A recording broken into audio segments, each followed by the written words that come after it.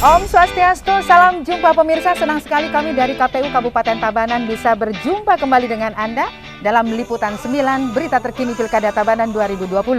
Pemirsa, hari ini saya berada di Desa Samsam dan saat ini juga bersama dengan PPS, kemudian juga ada PPK Kerambitan dan satu lagi didampingi oleh Bapak Sekdes ya. Dan pada hari ini kita akan tanya-tanya langsung kepada PPS terkait dengan perekrutan ke PPS. Oke, Om Swastiastu Bapak. Swastiastu. Ya, gimana Bapak tentang perekrutan KPPS ini? Bisa disampaikan kepada pemirsa yang ada di rumah? Ya baik, terima kasih. Kami di Desa Samsam ada 9 TPS untuk perekrutannya dengan lancar. Dan untuk hari ini kita bisa menempel di pengumuman.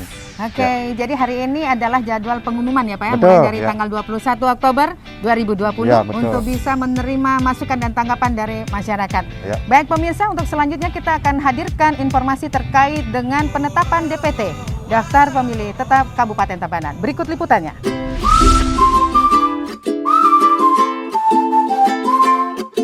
Pemirsa, setelah melalui proses panjang pemutakhiran data pemilih yang dimulai dari coklit, penyusunan DPHP, penetapan DPS, uji publik, pembukaan posko layanan pemilih, akhirnya KPU Tabanan berhasil menetapkan DPT, Daftar Pemilih Tetap Pilkada Tabanan 2020 sebanyak 362.813 pemilih dengan jumlah TPS sebanyak 1.130 TPS yang tersebar di 133 desa dan 10 kecamatan bertempat di hotel dan restoran Dewi Sinta Tanah Lot, Kediri Tabanan, Jumat tanggal 16 Oktober tahun 2020.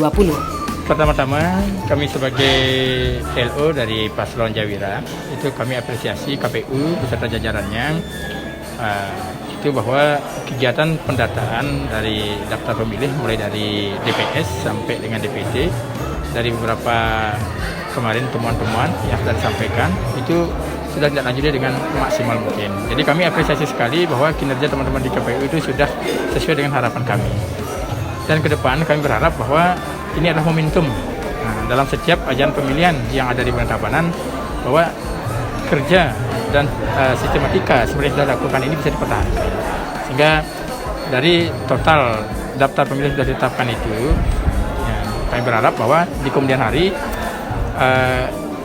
kegiatan yang sudah dilakukan ini tidak menjadi salah satu bagian daripada materi gugatan ketika ada proses gugatan dalam pelaksanaan pilkada.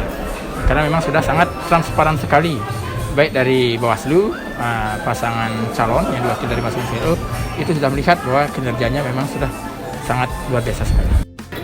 Saya melihat kegiatan pledoi hari ini sudah berjalan sangat baik. Itu berkat disiplin dari kerja dan pembagian kerja, sehingga kerja-kerja yang saya lihat di sini sudah mendekati kesempurnaan. Gitu.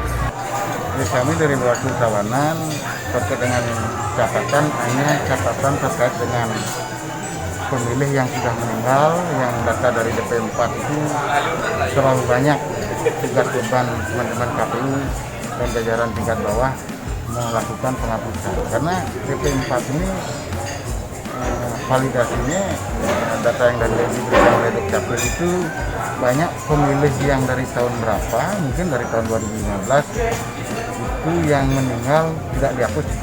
Nah nanti pemerintah Kabupaten Tabanan menyikapi hal ini karena ini akan berdampak pada pemilih berikutnya.